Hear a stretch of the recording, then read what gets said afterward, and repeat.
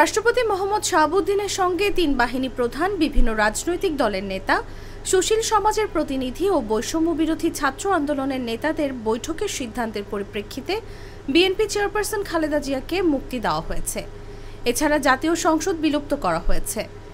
১ জুলাই ২০২৪ থেকে ৫ আগস্ট পর্যন্ত বৈষম্য বিরোধী আন্দোলন ও বিভিন্ন মামলায় আটকদের মুক্তি দেওয়া শুরু হয়েছে এবং এরই মধ্যে অনেকে মুক্তি পেয়েছেন।